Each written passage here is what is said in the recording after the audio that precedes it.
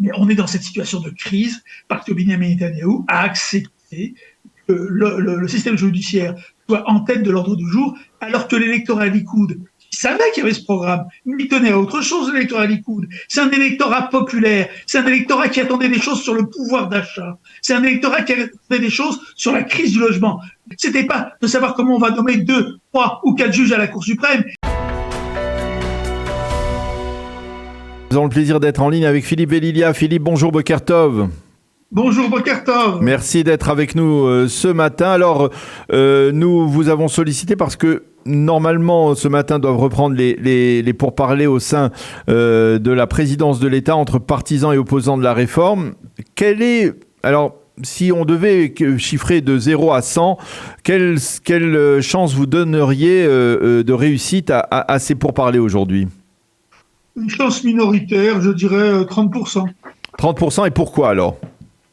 D'abord parce que chaque camp reste figé sur ses positions, parce que ce ne sont pas des positions tactiques, ce sont des positions de principe. Et transiger sur la tactique, toujours possible, transiger sur les principes, c'est beaucoup plus difficile. Et puis il y a une autre raison interne à chacun des camps. On sait que dans le camp de Benyamin Netanyahou, dans le camp de la coalition, il y a des divisions importantes qui se font jour aujourd'hui. C'est assez récent. Et on sait que, comme dans toutes les coalitions, il y a des extrémistes et qu'ils ne pardonneraient pas à Benyamin Netanyahou et à ses proches d'être trop tolérants. C'est la même chose de l'autre côté. Et là, c'est encore plus évident puisque les délégations sont séparées. Il y a une délégation des amis de Benny Gantz, une délégation des amis de Yair Lapid, et Merav Michaeli, le Parti travailliste, ne sera même pas là aujourd'hui, puisque elle est contre tout accord, des raisons de principe très, très habituelles chez cette femme très déterminée. Donc, on est aujourd'hui dans un exercice de style qui a très peu de chances d'aboutir. Le président Herzog, et il faut lui rendre hommage, met tout son poids pour aboutir pour que les discussions avancent et qu'elles aboutissent à un accord, mais je crois que c'est du temps non pas de perdu, parce que c'est toujours bien d'échanger les points de vue, c'est toujours bien de présenter les arguments, mais je crois qu'il n'y aura pas d'accord à la fin, sauf en cas de catastrophe extérieure. J'entends par là une défaite militaire, un tremblement de terre, qui obligerait les partis à aboutir à une conciliation et qui obligerait les partis, alors cette fois-ci IS, les partis politiques, à faire un gouvernement d'union nationale, comme c'est arrivé par exemple juste avant la guerre de 67. Mais hormis ce type d'événement, on ne peut souhaiter une catastrophe nationale. Je crois qu'on va vers une aggravation, une poursuite et une aggravation de la crise dont on n'a vraiment pas besoin. Vous êtes d'accord avec l'analyse selon laquelle, au sein de l'opposition, il y a deux tendances. Il y a l'opposition, on va dire, plus ferme de Yair Lapid et l'opposition plus tempérée, plus modérée de Benny Gantz, qui semble lui être d'ailleurs favorable, puisqu'on le voit. Bien sûr, parce que Yair Lapid est tenu en quelque sorte par les organisateurs des manifestations, qui sont des gens extrêmement déterminés et qui veulent aller jusqu'au bout de leurs convictions. Et donc Yair Lapid, qui se situe plutôt au centre-gauche aujourd'hui, ne peut se distancer des organisateurs des manifestations et donc des centaines de milliers de manifestants. Tandis que Benny Gantz qui monte dans les sondages, a tout intérêt à aller vers une solution de compromis. Et si Benny Gantz monte aujourd'hui dans les sondages, s'il a même dépassé Yair Lapid dans l'opposition, et s'il a même dépassé, et ça c'est une nouveauté, Benyamin Netanyahou, la question qui serait le meilleur Premier ministre, c'est parce qu'il incarne le courant central de la société israélienne aujourd'hui, qui est en faveur de la modération, qui est en faveur d'un compromis, tout cela avec des garanties de sécurité, et un ancien chef d'état-major se situant au centre droit, Benny Gantz, incarne parfaitement cette volonté majoritaire, ou du moins le courant central de la société israélienne. Jusqu'où peut aller Benny Gantz dans sa démarche modérée, ou modératrice? Est-ce que par exemple, on peut envisager qu'il rejoigne un gouvernement qui serait dirigé par Benyamin Netanyahou et qu'il remplace, on va dire, l'aile droite, toujours très troublionne, de Ben Gvir et de Smotrich? C'est ce que je souhaite beaucoup d'Israéliens. Personnellement, je ne crois pas beaucoup à ce scénario, du moins pas dans l'immédiat. Pourquoi ? Parce que Benyamin Netanyahou, on le sait, à cette réforme aussi pour des raisons personnelles, à savoir en raison de son procès, et que tant que les choses n'avancent pas de ce côté-là, il n'a pas intérêt à changer de. Je vous arrête, Philippe, parce que c'est quelque chose que l'on dit souvent, mais que on n'explique pas véritablement. Concrètement, expliquez-moi comment Binyamin Netanyahu pourrait être intéressé à que la réforme pourrait avoir un impact. Techniquement, c'est très difficile à expliquer. Mais lorsque on regarde les deux piliers de la réforme, qui sont la fin, ou du moins l'amenuisement total du contrôle de constitutionnalité des lois, ça va dans le sens d'une diminution des pouvoirs de la Cour suprême, qui ne pourrait donc pas annuler des décisions défavorables à Binyamin Netanyahu. À la commission. Juste une précision, parce que c'est la même chose, c'est d'avoir des juges qui seraient plus favorables aux thèses de Binyamin Netanyahu. Mais tout ça, il n'y a pas de lien immédiat, de lien de causalité. Il y a aussi, je termine. Non, parce qu'une fois pour toutes, il faut essayer de crever l'abcès à ce niveau-là. C'est impossible parce que là, on n'est pas dans la rationalité absolue. On est dans une question à la fois technique, juridique et politique. Politiquement, les juges aujourd'hui envisagent à nouveau, faut le noter, un accord judiciaire.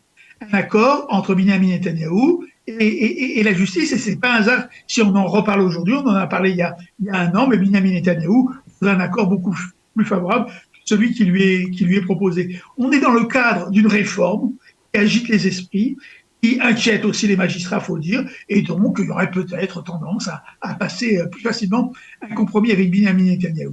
De toute façon, ce qui est évident, c'est que Binyamin Netanyahu, s'il a accepté cette réforme en tête de l'ordre du jour, soit sa priorité, c'est parce qu'il y avait un intérêt personnel. Les électeurs du Likoud... Je n'arrive pas à comprendre, Philippe, je n'arrive pas à comprendre cette phrase. Pourquoi ? Quel est l'intérêt personnel que Binyamin Netanyahu aurait à enclencher cette réforme et à la concrétiser. L'intérêt général de neutraliser un peu le pouvoir de la Cour suprême, on peut le comprendre, mais sur le plan personnel, dites-moi quel est, sur le plan personnel, directement l'impact que Binyamin, le gain, l'apport que Binyamin Netanyahu pourrait tirer. Alors, directement, vous avez raison. Il y a pas, je l'ai dit d'ailleurs, il n'y a pas de lien de causalité directe. Alors, il y a un contexte qui serait plus favorable. Et si Binyamin Netanyahu a 10 avocats, ça n'est pas un hasard. Parmi ces avocats, il y en a un certain nombre qui sont spécialistes de la procédure judiciaire et qui donc exploiteront toutes les possibilités pour aller dans le sens d'un adoucissement au moins des griefs portés à Binyamin Netanyahu. Il y a également autre chose, c'est le changement. Je dois souligner le remplacement d'un conseiller juridique du gouvernement qui alors on aurait un nouveau conseiller juridique du gouvernement et une nouvelle équipe qui pourrait changer l'acte d'accusation dans le sens d'un adoucissement. Il n'y a pas de lien de causalité direct, il n'y a pas de lien de causalité technique, mais vous savez, Pierre Mendès France disait la démocratie c'est un état d'esprit. Et bien la réforme va dans le sens un peu contraire à la démocratie, et c'est mon opinion, aussi c'est un état d'esprit, et Binyamin Netanyahu en bénéficierait. Il faut savoir, et là je vais vous rejoindre un peu, c'est que Binyamin Netanyahu n'est pas extrémiste en la matière. Il mue ces extrêmes, il ne peut pas s'en débarrasser pour l'instant, et si un jour, du côté de son procès, ça s'arrange un peu, ou qu'il espère que ça s'arrange un peu, effectivement, il pourrait changer de coalition, mais là il y aura un autre problème. Est-ce que Benny Gantz s'est déjà fait avoir, il faut dire les choses comme elles sont, et vous me pardonnerez cette expression triviale, il s'est fait avoir en 2021, je ne sais pas s'il a envie de se faire avoir en 2023. Donc à mon avis, c'est pas à l'ordre du jour maintenant, mais ça pourrait aller très vite. Mais vous, puisque vous citiez Pierre Mendès France, vous citez le général de Gaulle lui-même qui disait au moment du passage de la 4e à la 5e République, lorsque les socialistes de la SFIO s'inquiétaient de le voir prendre les pleins pouvoirs, eh bien il disait on ne devient pas dictateur à 70 ans. 67. Ou 67 ans. Mais donc Binyamin Netanyahu aussi ne va pas devenir dictateur à 75 ans. Donc pourquoi tout recentrer sur les intérêts personnels de Netanyahou? Écoutez, il est quand même un peu victime de son succès. Depuis 2 décennies au moins, la politique israélienne tourne autour de lui. Or, c'est dû à son talent. Alors, reconnaissons-le, notamment son talent médiatique et son talent de gestionnaire. Et donc, la politique israélienne, depuis 20 ans, se résume à Bibi ou contre Bibi. Mais ça l'a éminemment servi. Il est devenu une vedette politique nationale. Et il n'y a pas si longtemps encore, une vedette politique internationale. Cela dit, son aura, aussi bien sur la scène nationale que sur la scène internationale, a singulièrement baissé ces derniers temps. Benjamin Netanyahou, en fait, aimerait bien partir. On l'a vu pendant la période où il était chef de l'opposition, pendant à peine 18 mois. Il a écrit ses mémoires, il a laissé écrire Larry Ellison, le PDG d'Oracle, lui avait offert un poste dans son entreprise avec un salaire de plusieurs centaines de milliers de dollars par an. Lorsqu'on laisse écrire ça, ça veut dire qu'on a envie de partir. Il ne peut pas partir pour l'instant parce qu'il est encore tenu par son procès. Il aimerait également organiser sa succession, mais il n'y arrivera pas. Aucun homme d'État, y compris les plus grands, n'a jamais réussi à organiser sa succession pour des raisons qui n'ont pas grand-chose à voir avec la politique d'ailleurs. On n'a pas le temps de développer ça, mais un jour, si vous voulez, on le fera. Benjamin Netanyahou aimerait bien partir. Il aimerait d'abord être débarrassé de son procès, et donc, pour l'instant, il cède à ses plus extrémistes, tout en essayant de modérer leurs excès. Mais on est dans cette situation de crise parce que Benjamin Netanyahou a accepté que le système judiciaire soit en tête de l'ordre du jour, alors que l'électorat Likoud, qui savait qu'il y avait ce programme, il tenait à autre chose, l'électorat Likoud. C'est un électorat populaire, c'est un électorat qui attendait des choses sur le pouvoir d'achat, c'est un électorat qui attendait des choses sur la crise du logement.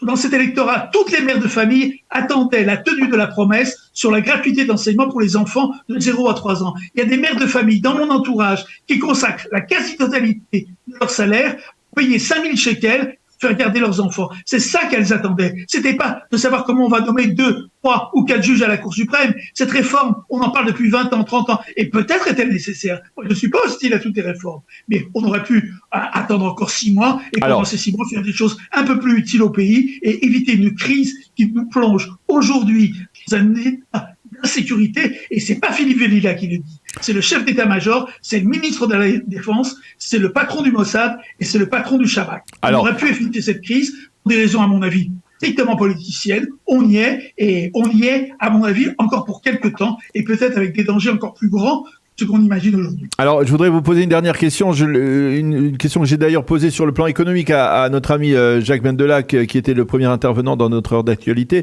On voit effectivement, Benjamin Netanyahou l'a reconnu hier en Conseil des ministres, il y a un impact économique négatif à la réforme, à la crise autour de la réforme judiciaire. La question que je voudrais vous poser, c'est est-ce que ce n'est pas irresponsable de facto de la part des économistes, de la part des high-techistes, de la part de tous ceux qui se sont dressés au moment, dès le début, en affirmant que la crise, que la réforme judiciaire allait provoquer une dictature en Israël, et on fait fuir les investisseurs. Est-ce qu'il n'y a pas eu une conduite irresponsable alors que finalement cette réforme, on la connaît pas encore, elle n'a pas encore été votée, il y a quasiment aucune clause de cette réforme qui a été votée. Finalement, est-ce que ce n'est pas ce... Oui, en première lecture, si. Mais il y aura une deuxième étape pendant la session. Oui, mais de facto, avant même, est-ce qu'on ne s'est pas tiré une balle dans le pied, finalement, nous-mêmes ? C'est le gouvernement qui s'est tiré une balle dans le pied, et Benjamin Netanyahou, on le sent d'ailleurs, on le voit sur les images, il s'en mord les doigts, il n'en dort plus de la nuit, parce que effectivement, la réforme judiciaire inquiète les investisseurs, aussi bien les particuliers que les entreprises israéliennes et entreprises étrangères, et je pense notamment aux fonds d'investissement étrangers. Pourquoi ? Moi, je le disais toujours à mes étudiants, et je trouve que j'ai enseigné l'économie, d'ailleurs avec Jacques Bendelak aussi. L'économie, c'est 20% de technique, 80% de psychologie. La technique israélienne, elle est bonne. Les fondamentaux sont bons. La high-tech, c'était quelque chose. Les infrastructures, elles sont pas idéales, mais elles fonctionnent beaucoup mieux que dans la plupart des pays. La technique, elle est bonne. Le problème, c'est qu'on ne peut pas plonger un pays dans le doute, l'incertitude, et dire aux investisseurs, aussi bien israéliens qu'étrangers, venez, investissez, tout va aller très bien chez nous. Non, tout va pas aller très bien, et on s'en aperçoit un peu plus chaque jour. Donc ce ne sont pas les high-techistes, ce ne sont pas les économistes, ce ne sont pas les gouverneurs de la Banque centrale. Les gouverneurs de la Banque centrale, ce ne sont pas des gauchistes, ce sont des gens de droite, ce sont des gens qui croient en l'économie de marché, qui ont toujours défendu ce point de vue. Ce ne sont pas des partisans de Meretz ou de l'OLP. Les économistes, aussi bien israéliens sur la scène internationale, le disent.